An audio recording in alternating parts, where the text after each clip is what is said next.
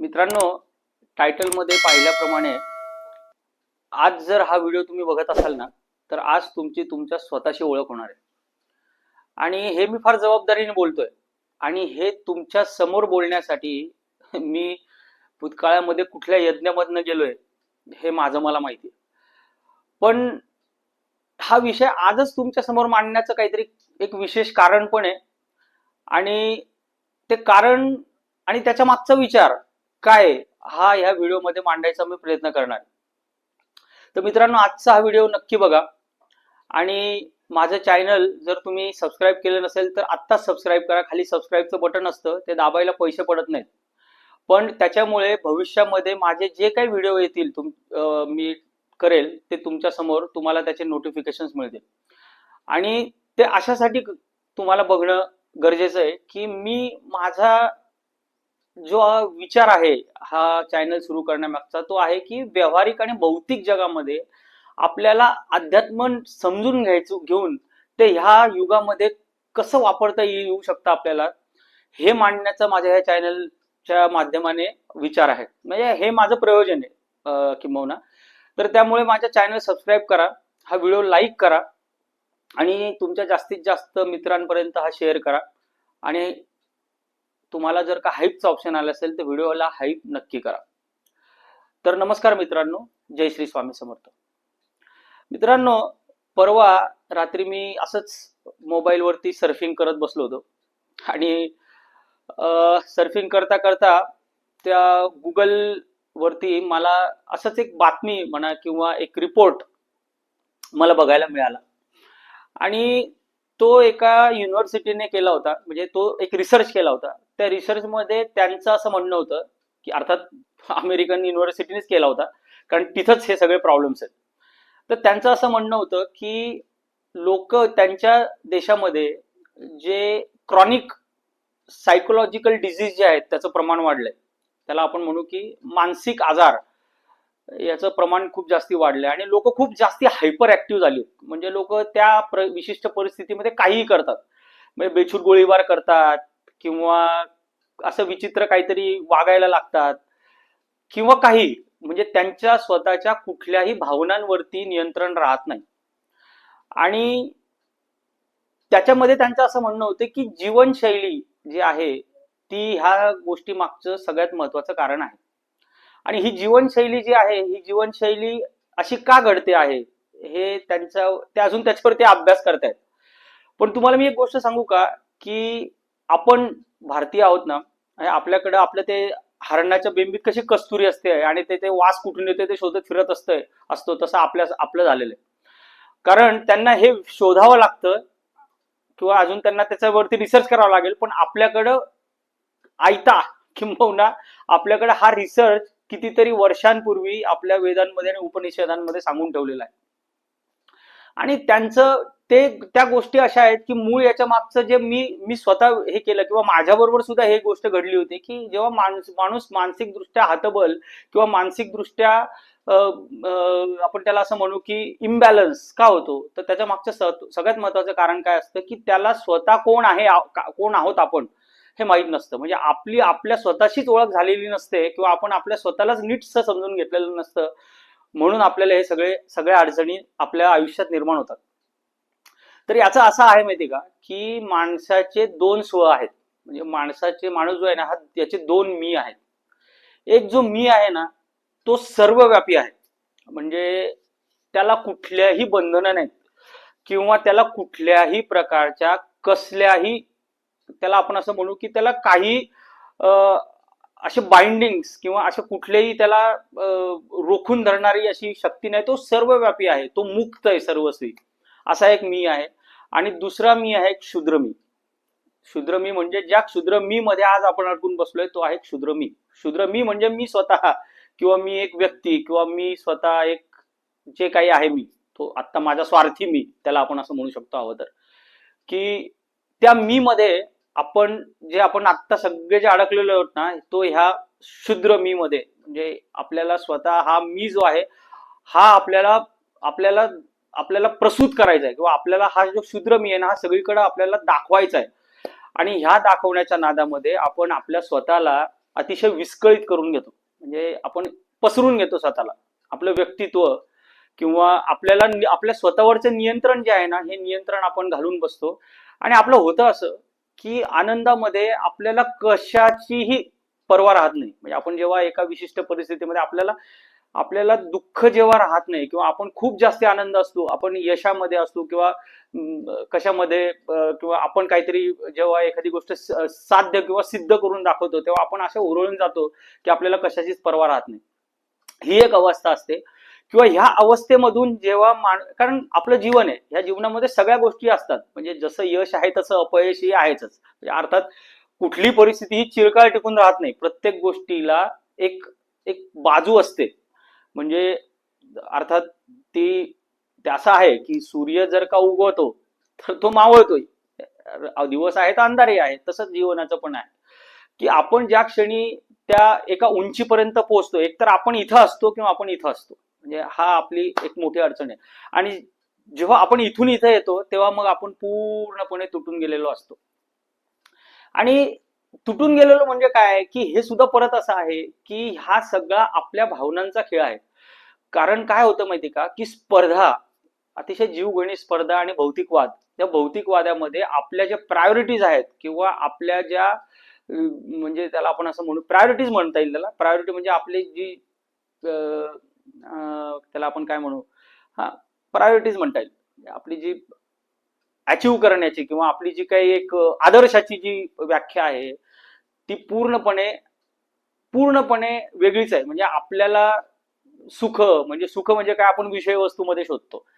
म्हणजे माझ्याकडे आज हा मोबाईल किंवा माझ्याकडे आयफोन 17 असेल तर मग माझी प्रतिष्ठा वाढेल, किंवा मी माझ्याकडे अमुक कार पाहिजे, किंवा माझ्याकडे एकदम लॅविश घर पाहिजे, किंवा माझं ज्ञान, म्हणजे ज्ञानाचाही अहंकार होतो. म्हणजे माझं ज्ञान एवढं असलं पाहिजे की 10 लोकांमध्ये मी एकदम प्रूव्ह झालं पाहिजे की मी किती हुशार आहे, वगैरे वगैरे वगैरे. आणि मग जेव्हा आपल्याला त्या गोष्टी मिळत नाहीत ना, किंवा आपल्याला त्या गोष्टी आपल्या मनाप्रमाणे जेव्हा होत नाहीत ना, तेव्हा आपण तुटून जातो. आणि मग तुटून गेल्यावरती परत काय होतं माहिती का की मग आपल्याला आधार हवा असतो. मग आपण आधार शोधतो. मग कोणीतरी जो आपल्याला आपल्याला मनासारखं काहीतरी सांगेल, अशा व्यक्ती मग आपल्याला आवडायला लागतो. आणि मग आपण म्हणतो की अरे तो किती आदर्श व्यक्ती आहे, किंवा तो मग असे बाबा बुवा वगैरे वगैरे. मग कोणी काय कथाकार, लाखो रुपये परत त्याच्यात, करोडो रुपये, आणि काय म्हणजे सगळं बरंच बरं आहे.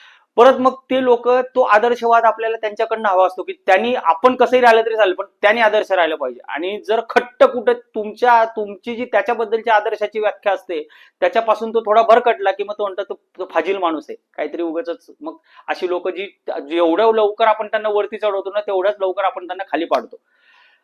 पण तुम्ही हे मुळात लक्षात घेतलं पाहिजे की हे जे कलियुग आहे, या कलियुगामध्ये आपल्याला आपलं जगण्याची जी व्याख्या आहे ती नीट करून घेतली पाहिजे. आपल्याला आपल्या जगण्याची पद्धत आधी व्यवस्थित केली पाहिजे. आणि ही कधी करता येईल, जेव्हा आपल्याला स्वतःला जाणून घेण्याचा प्रयत्न आपण करू तेव्हा. म्हणजे असं म्हणतात की तुमच्या आतमध्ये, म्हणजे मी तुम्हाला ही गोष्ट खरी सांगतो की मनुष्य काय आहे हे जर खरं समजलं तर मनुष्य, आपण म्हणतो की मनुष्य म्हणजे आत्मा आहे.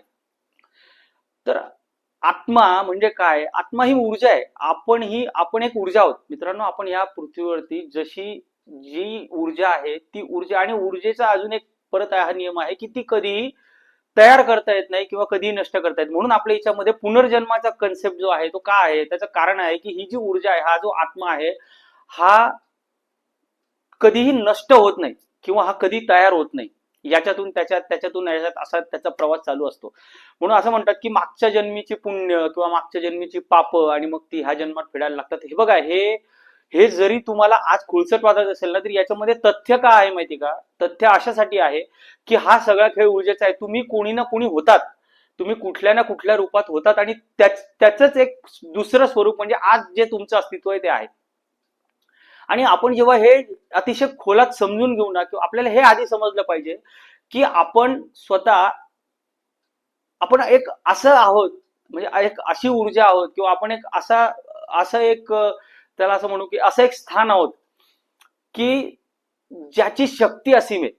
म्हणजे तुम्ही तुम्ही जर बघितलं, काही लोक जर तुम्ही पाहत असेल तर ती आश्चर्यकारकरित्या तुम्हाला हे कळलं की हे कसं शक्य, हा माणूस हे करतोय, किंवा हा माणूस किती विद्वान आहे, किंवा एखादा माणूस म्हणजे काय तो त्याच्याकडे जशी काही जादूची काडी आहे, वाटेल तसं तो, त्याला जसं पाहिजे तसं तो करू शकतो किंवा काही करतो. पण हे कसं होतं? कारण त्यांनी स्वतःचं स्वरूप शोधून घेतलंय, त्याला सापडलंय ते.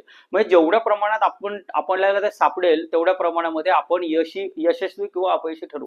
आणि काय होईल माहितीये का, याच्यामध्ये अजून दोन गोष्टी होतील. महत्वाची गोष्ट म्हणजे काय माहितीये का, तुम्ही जेव्हा यशस्वी व्हाल किंवा तुम्ही एखादा तुमच्या मनासारखी गोष्ट हे कराल, तेव्हा तुम्ही हुरळून जाणार नाही. आणि हुरळून गेले नाही म्हणजे तुम्हाला अहंकार होणार नाही. अहंकार झाला नाही म्हणजे जेव्हा केव्हा तुमच्या विपरीत परिस्थिती येईल तेव्हा तुम्हाला दुःखही होणार नाही.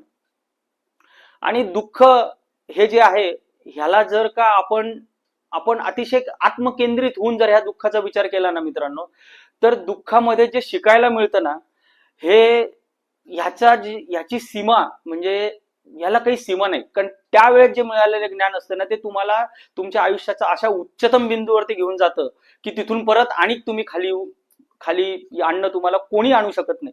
म्हणजे मी असं म्हणतो कायम की तुम्हाला कोणी, कुठली शक्ती आणि कुठलीही व्यक्ती तुमचं काहीही करू शकत नाही. तुमचं चांगलं किंवा वाईट फक्त तुम्ही स्वतःच करू शकता. आणि हे अतिशय एकदम म्हणजे पक्क लक्षात ठेवा. ही गोष्ट एकदम नक्की नक्की म्हणजे अगदी पक्की आहे. तर माझं म्हणणं काय आहे, मी हे तुमच्याशी का बोलतोय, कारण आजपासून आत्मकेंद्रित व्हायला तुम्ही प्रयत्न करा, आत्मकेंद्रित व्हायचा. कारण मी सुद्धा प्रयत्न करतोय. मी जितक्या प्रमाणामध्ये मी स्वतः स्वकेंद्रित झालोय ना, तितक्यापासून म्हणजे अजून हा प्रवास खूप मोठा आहे. म्हणजे मी जसं जसं प्रयत्न करतोय किंवा जसं जसे मी त्या पद्धतीने जगायचा प्रयत्न करतोय, तसं तसं माझे कुतूहल वाढते आणि मी अजून जास्ती खोलात जाण्याचा प्रयत्न करतोय. बघा, मी कोणी आदर्श बाबा बुवा वगैरे नाहीये. मी एक साधा माणूस आहे. फक्त माझी धडपड काय माहिती का, मला मला असं एक म्हणजे असं कुंठत आणि तिष्ठत आणि काय ते किड्या मुंग्यासारखं जगायचं नाही. मला काहीतरी असं असं शोधायचंय स्वतःमध्ये की ज्याचा मला अभिमान वाटेल, किंवा मला असं काहीतरी करायचंय की जेणेकरून अजून 4 लोकांचं आयुष्य माझ्यामुळे, मी काहीतरी त्यांच्या आयुष्यात एक चांगली निर्मिती करू शकेल, किंवा माझ्या स्वतःचं आयुष्य मी चांगलं करू शकेल, इतकाच माझा प्रयत्न आहे. तर आत्मकेंद्रित म्हणजे काय, परत तुम्ही असं म्हणाल आत्मकेंद्रित म्हणजे काय, की स्वतः स्वार्थी व्हा. स्वार्थ म्हणजे आत्मकेंद्रित होणे नाही. आत्मकेंद्रित होणे म्हणजे स्वतःमध्ये स्वतःचा शोध घेणे. मी तुम्हाला सांगू का, तुम्ही जे लोक आज बघताय ना, तुम्हाला हे माहिती नाहीये की प्रत्येक व्यक्तीकडे अशी कुठली ना कुठली गोष्ट आहे ना, की जी फक्त त्याच्याकडेच आहे. अशी गोष्ट प्रत्येकामध्ये आहे की जी दुसऱ्या कोणामध्येही नाहीये. फक्त काय माहितीये का, ज्या ज्या लोकांनी आपल्यामधलं जे युनिकनेस किंवा आपल्यामधलं जे वेगळेपण शोधलं ना, ती लोक जी आहेत ना, ती लोक एक असाध्य गोष्ट साध्य करू शकले. आणि हीच गोष्ट जी आहे ना, स्वतः जितका वेळ जास्तीत जास्त आपण स्वतःचा शोध घेण्यामध्ये घालू, तितके जास्तीत जास्त प्रमाणामध्ये आपण ह्या भौतिक जगामध्ये आपलं जगणं सोपं होईल. आपल्या भावनांवरती आपल्याला नियंत्रण मिळवणं शक्य होईल. आपल्याला कुठल्या गोष्टीचं दुःख होणार नाही आणि खूप जास्ती आपण आनंदामध्ये हुरळून जाणार नाही. हे ह्या सगळ्या गोष्टींमधलं जे आहे हे तुम्हाला समजून घेतलं पाहिजे. आणि हे समजून घेता घेता तुम्हाला तुम्हाला ह्या भौतिक जगामध्ये, म्हणजे असं म्हणत नाही की, आणि अजिबात नाही बरं का, म्हणजे हे असं नाही की आदर्शवाद म्हणजे काय की तो फार म्हणजे खूप जास्ती आध्यात्मिक, म्हणजे मी असं लोक बघतो की जी अध्यात्माच्या मागे की फक्त तेच करत सुटतात.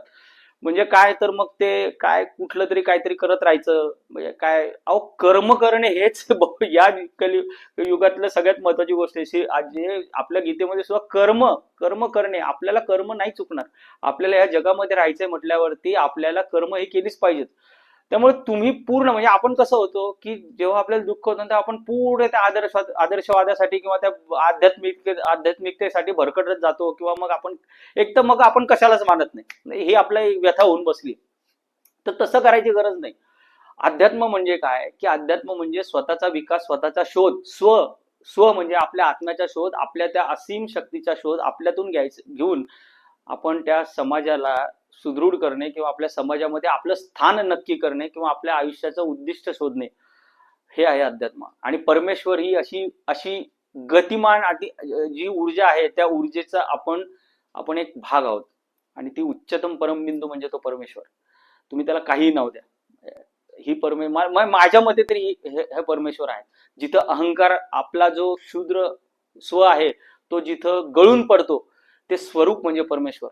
आणि त्या परमेश्वराच्या अधीन, त्या शक्तीच्या साठी जेव्हा तुम्ही मनापासून, जेव्हा जितक्या प्रमाणामध्ये तुम्ही स्वतःचा स्व घेऊन, जेव्हा त्या स्व शोधून तुम्ही त्या शक्तीशी समर्पित व्हाल, तेवढं आपल्याला त्या परमेश्वराची जी व्याख्या आहे ती पटकन समजू शकेल.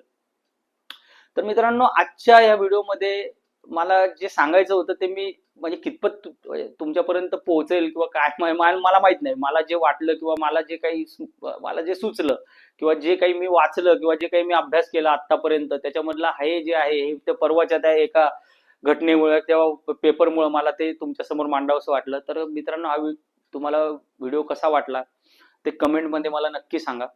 परत एकदा सांगतो जाता जाता, माझ्या चॅनलला सबस्क्राईब अवश्य करून ठेवा आणि व्हिडिओला लाईक करा, जास्तीत जास्त तुमच्या मित्रांपर्यंत शेअर करा आणि माझ्याशी असेच जोडलेले राहा. धन्यवाद. जय श्री स्वामी समर्थ.